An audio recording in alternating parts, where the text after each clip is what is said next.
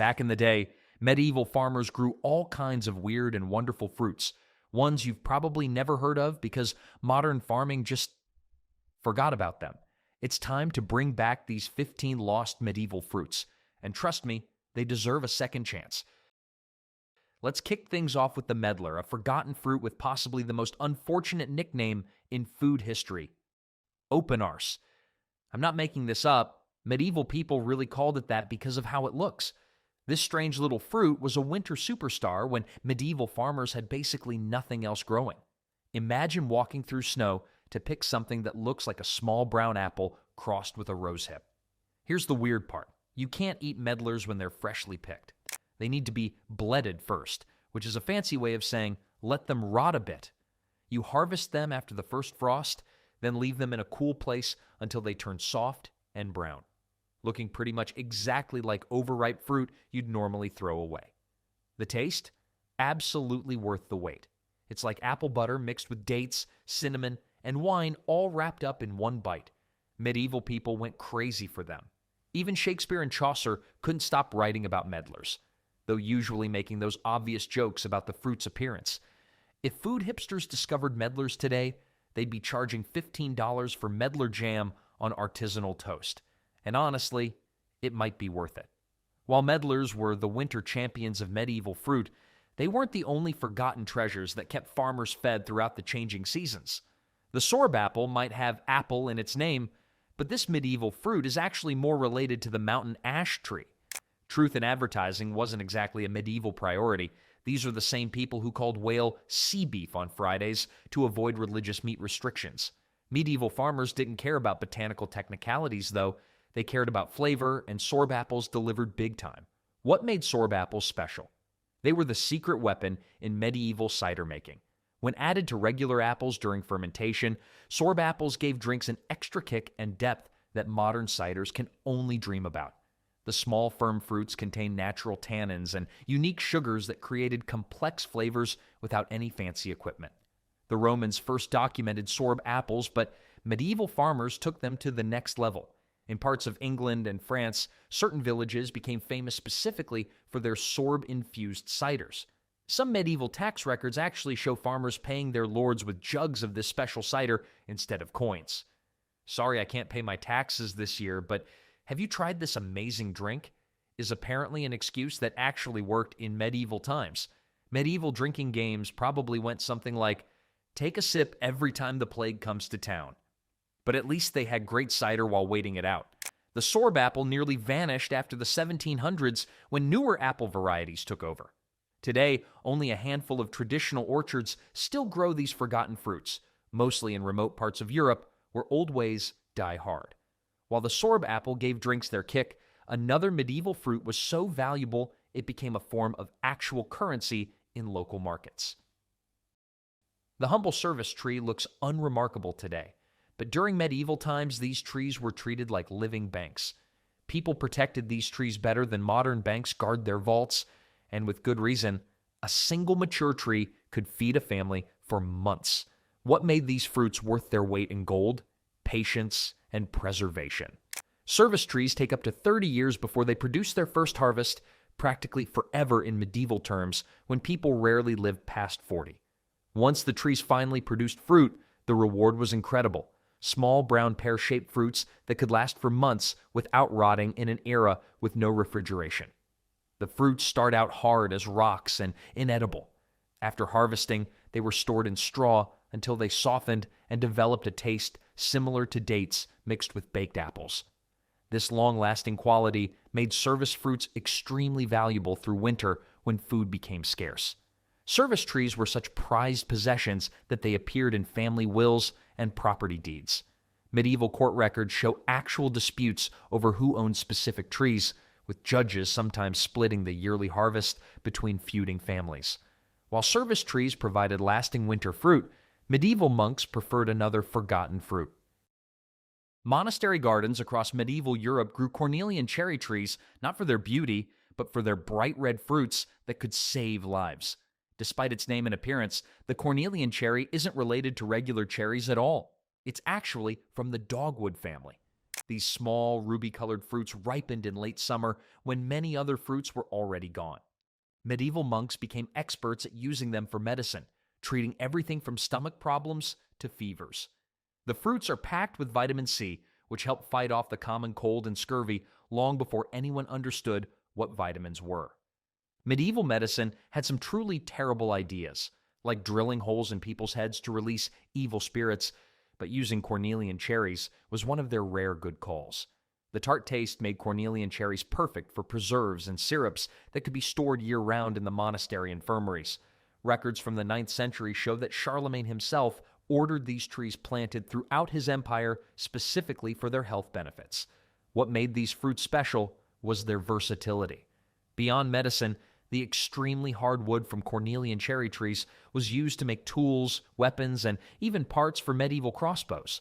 A single tree provided both healing fruits and wood strong enough to make weapons. Talk about medieval multitasking. While monks treasured Cornelian cherries for healing the sick, another forgotten fruit faced quite the opposite reputation. Barberry bushes with their bright red berries once filled medieval gardens before becoming the target of history's strangest plant ban. These tart little fruits were outlawed because people believed they caused wheat rust, a fungal disease that ruined grain crops. The medieval logic was flawless. This plant grows near our fields. Our wheat is sick. Clearly, the plant is a witch. Case closed. The irony? Barberry actually does host wheat rust. Medieval farmers were basically agricultural detectives without the cool hats and magnifying glasses. They figured this out centuries before modern science confirmed it. Before the bans, barberry was a kitchen superstar. The sour berries added punch to medieval sauces, particularly for game meats. Cooks used them much like we use cranberries today, to cut through rich, fatty foods with bright acidity. Medieval recipe books might as well have read, Step 1, kill something with a bow. Step 2, add barberries. Step 3, serve to the Lord who hasn't brushed his teeth in decades. Many villages kept 1 or 2 barberry bushes safely away from wheat fields, treating them like valuable but dangerous treasures. The fruits were worth the risk for their medicinal properties. They contain berberine, a compound that really does fight infections. While barberry struggled under its unfair reputation, another forgotten fruit was valued precisely because it appeared when none were expected. The first taste of sweetness after a long winter came from Nespoli, or loquats as we call them today. These golden fruits arrived when medieval pantries were at their emptiest, making them worth their weight in actual gold. What makes Nespoli truly special? They ripened when every other fruit tree was just starting to flower. Their unusual growing cycle meant they bloomed in autumn, survived winter as tiny green fruits, and ripened in early spring when food was most scarce. Medieval calendar makers should have marked the seasons as winter, still winter, Nespoli time, and finally summer. The taste was unlike anything else available in medieval Europe, a unique mix of peach, mango, and citrus flavors, all from a fruit that grew in cold climates. For people used to bland winter foods, biting into a ripe loquat must have felt like pure magic. Nespoli trees originally came from China, but spread across the Mediterranean by the 10th century. Monasteries and castle gardens prized these trees not only for their early fruits, but also for their medicinal leaves, which were brewed into teas for cough and lung problems. The trees themselves became status symbols. A lord or lady with Nespoli trees showed they could afford exotic imports and had the skilled gardeners needed to keep them alive through harsh winters. Having a Nespoli tree in medieval times was like having the only ice cream shop open in winter. Suddenly, everyone wanted to be your friend. While Nespoli brightened early spring, another forgotten fruit had traveled even further to reach medieval tables. From the dusty markets of ancient China to the tables of medieval Europe, jujubes traveled farther than most medieval people ever did. These small fruits, somewhere between dates and apples in taste, were tough enough to survive trade routes spanning thousands of miles. Medieval gardeners loved jujubes because they were basically the zombie plants of the fruit world. Nothing could kill them. The Black Death wiped out half of Europe, but couldn't touch these stubborn little fruits. Fresh jujubes were eaten like apples, starting crisp but developing a chewy, date-like texture as they dried naturally on the tree. This self-preserving quality made them valuable as travel food for knights and pilgrims making long journeys. Medieval travel food options were basically dried meat that could break teeth, bread that could break teeth, or jujubes, which at least wouldn't break your teeth. Medieval dentistry consisted of just pull it out, so this was a big selling point.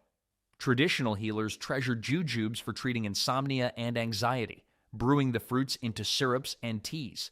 Medieval candy makers also dried and sugared jujubes to create sweets that lasted months without spoiling. So popular that jujube eventually became the name for certain candies with no actual fruit in them. While jujubes traveled the Silk Road to reach Europe, another forgotten fruit had a much closer connection to silk production.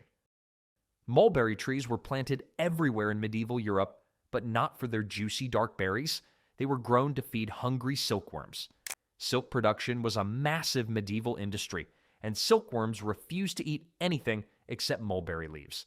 No mulberry trees meant no silk, which meant no fancy clothes for the rich and powerful. Kings would literally go to war over silk, but the worms that made it were pickier eaters than a 5-year-old at a vegetable market. The silk connection made mulberry trees mandatory for any region wanting to participate in the lucrative trade. Italy and France had laws requiring landowners to plant specific numbers of mulberry trees based on their property size. Some places even taxed people who cut down mulberry trees without permission. The happy side effect? Tons of delicious berries that stained everything purple.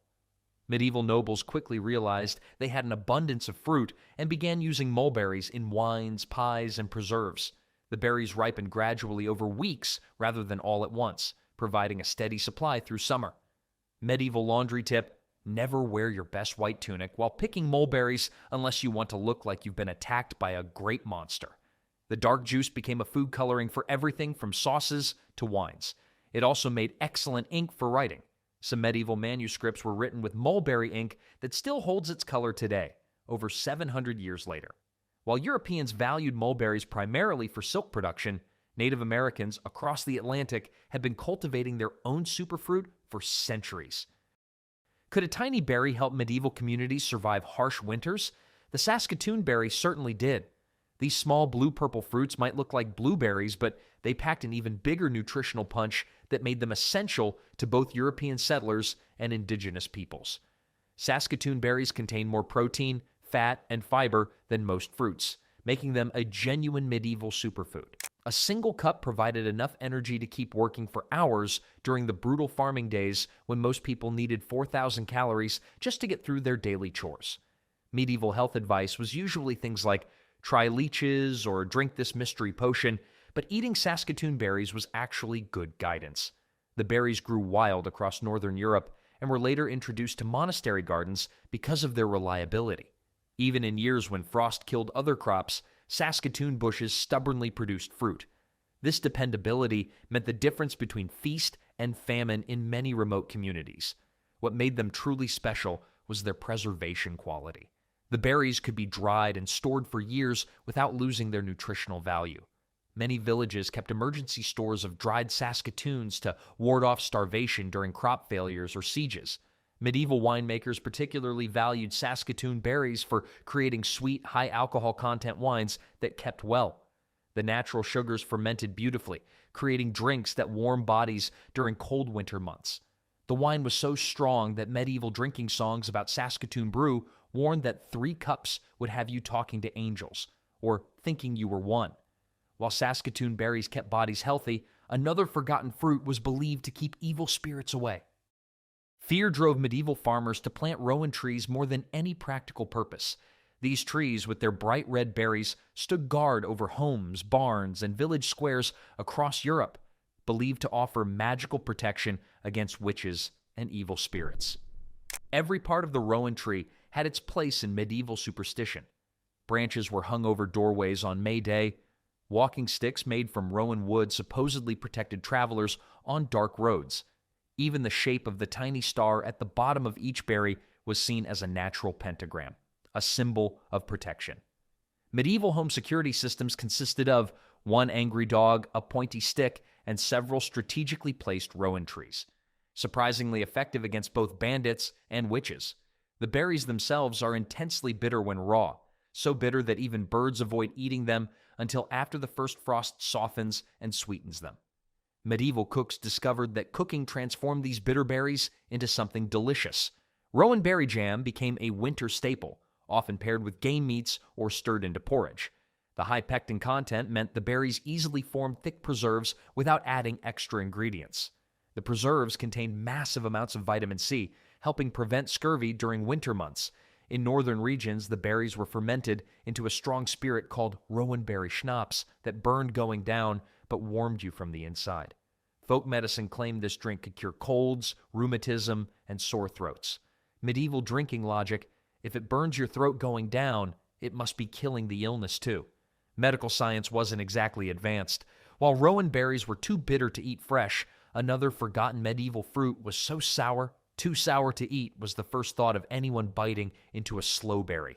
These small blue-black fruits grew on thorny blackthorn bushes throughout medieval Europe and would turn your mouth inside out if eaten raw.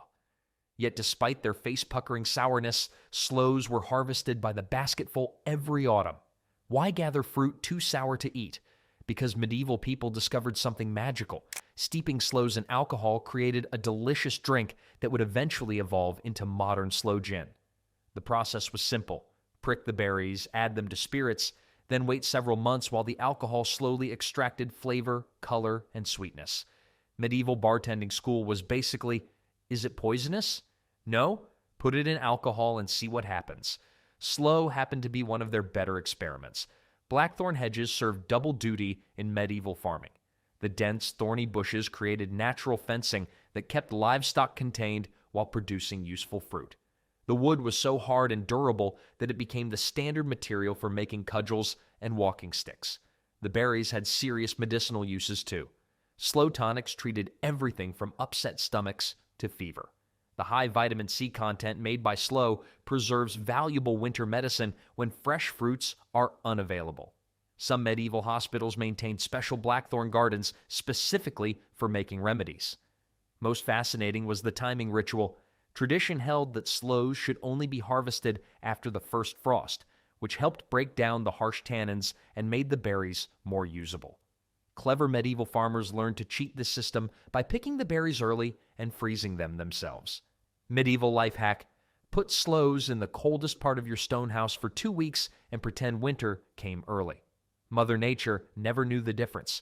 While sloe was the secret ingredient in medieval spirits, another forgotten fruit became so associated with drinking establishments. Step into any pub called the Checkers, and you're actually walking into a piece of forgotten fruit history. The checker fruit from the wild service tree was once so important to medieval drinking culture that countless pubs and taverns were named after it. These small brown fruits, speckled with lighter checks or spots, were the secret ingredient behind some of the most popular medieval drinks. Before hops became common for flavoring beer, checkers gave drinks a unique tangy flavor and natural preservative qualities. Tavern keepers would add dried or fermented checkers to barrels of ale, extending their shelf life while adding a distinctive taste that medieval drinkers craved. Medieval drink menus were simple. We have checker ale that doesn't make you sick immediately, and regular ale that might. Choose wisely. The fruits look similar to small pears or apples, but have a completely different flavor profile. Slightly tart with hints of date and raisin when fully ripened. Like medlars, they needed to be bledded or partially decomposed before eating, a process that converted their harsh tannins into natural sugars. Many medieval villages had a special checker tree in the town square or near the local tavern. These trees served as community gathering spots, and during harvest season, the whole village would collect the fruits to make community drinks for celebrations and festivals. A medieval job application for tavern work probably read, "Must be able to lift heavy barrels, serve rowdy customers, and know the difference between slightly rotten fruit we use on purpose and actually rotten fruit." While checkers flavored drinks that brought communities together, another forgotten fruit helped medieval travelers survive lonely journeys. Hackberries are small, sweet fruits grown on trees so tough they could survive drought, floods, and even fires. Medieval travelers carried dried hackberries on dangerous journeys through mountains and deserts, treating them like natural energy bars that could sustain life when no other food was available. Medieval survival guides would basically read, Step 1, find a hackberry tree. Step 2, don't die. Step 3, thank the hackberry tree for Step 2. Many medieval villages planted these trees as living insurance policies against famine. Their deep root systems made them nearly impossible to kill, even during the worst drought years. The fruits were typically eaten fresh or dried. Some regions ground dried hackberries into a powder for nutritious drinks or to stretch flour supplies during hard times. Medieval disaster preparedness kit: one sword, one shield, and a pouch of hackberries. Two of these items might save your life, but only the hackberries were guaranteed to work. While hackberries helped travelers survive harsh journeys, another forgotten fruit was becoming increasingly rare even in medieval times. Mespilus fruits might win the award for most forgotten of all forgotten medieval fruits. This mysterious cousin of the common medlar confused even medieval farmers who couldn't decide if it was a separate fruit or just a weird variant. With its bizarre star-shaped calyx and unusual ripening process, mespilus looked like something from another world. Medieval fruit identification went something like apple-shaped, apple, pear-shaped, pear, star-bottom brown thing that looks haunted. Let's call it mespilus and back away slowly. The fruit was incredibly rare even in medieval times, grown mainly in specialized monastery gardens and noble estates. Unlike its more common medlar relative, mespilus required specific soil conditions and careful tending, making it a status symbol for wealthy landowners who could afford expert gardeners. When properly ripened through bledding, controlled rotting, mespilus developed a unique flavor profile described in medieval texts as honey wine with cinnamon. Its pulp was used in expensive desserts served at royal feasts. While mespilus represented medieval luxury, the final forgotten fruit on our list was decidedly more common. Tiny, tart, and tough, crabapples would make modern apple lovers pucker in surprise. Yet these wild ancestors of our sweet supermarket apples were workhorses of medieval kitchens and farms. If modern apples are like spoiled rich kids who get everything handed to them, crabapples were their hardworking ancestors who walked uphill both ways in the snow. Too sour for eating fresh, crabapples shined when transformed through cooking.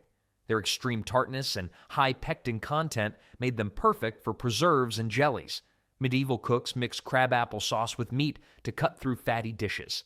The juice was fermented into a potent cider that kept well through winter. Even the wood was valuable, prized for its hardness and beautiful grain in tool handles. These 15 forgotten fruits reveal the ingenuity of medieval farmers who found value in every growing thing.